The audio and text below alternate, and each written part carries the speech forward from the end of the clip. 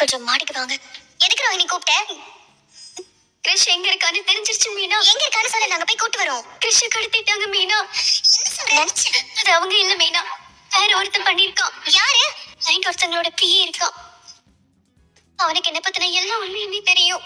எல்லா உண்மையும்னா கிறிஷ் ஏன் பையன் தானே அவனுக்கு தெரியும். அந்த உண்மையை வீட்டுல சொல்லிட்டு ரொம்ப நாளா மிரட்டிக்கிட்டு இருக்கான். என்ன நீ புது கதை சொல்லிட்டு இருக்க? உன்னை மிரட்டணும். நீ ஒவ்வொன்னா மறைக்க உன்னை சுத்தி இருக்கிறவங்க தான் பாதிக்கப்படுறாங்க. இப்போ உன்னால கிறிஷ் இந்த நிலைமையில இருக்கான். ஒண்ணு பண்ணு, உன் புருஷ நம்பர் கொடுத்து அவர்கிட்ட பேச சொல்லு. என்ன மீனா விளையாடுறீங்களா? மனோஜ் நம்பரை கொடுக்க சொல்றீங்க? அந்த பிஏ மனோஜ் கிட்ட உண்மையெல்லாம் சொல்லிட மாட்டானா? உங்களுக்கு என் மேல கோவம் இருந்தா திட்டிடுங்க. என்ன பத்தின உண்மை எப்படியாவது வீட்டுக்கு தெரிஞ்சிடணும்னு நினைக்கிறீங்கல்ல? இந்த மாதிரி சிச்சுவேஷன்ல கூட இப்படி பண்ணுவீங்களா மீனா? அந்த அளவுக்கு உன்ன மாதிரி எனக்கு கல் மனசெல்லாம் இல்ல. உண்மை வீட்டுக்கு தெரிய வரணும்னு நினைச்சா நான் என்னைக்கோ சொல்லியிருப்பேன். கல்யாணி, உன் பையன் உனக்கு வேண்டாமா? ஏய், அப்படிலாம் இல்ல. போன் பண்ணா எடுக்க மாட்டேங்கிற? என்கிட்ட இப்ப பணம் இல்ல. ஆனா நான் சொல்ற ஆளுக்கு நீ போன் பண்ணு. வேற ஆளுக்கா? என்ன கல்யாணி, என்ன போலீஸ்ல மாட்டி விட பாக்குறியா? அதெல்லாம் ஒண்ணுமே இல்ல. நான் சொல்ற நம்பருக்கு நீ போன் பண்ணி பணம் கேளு. அவன் கிட்ட கேட்டா பணம் கொடுத்துருவானா? அதுக்கு நாங்க எதுக்கு பயப்படணும்?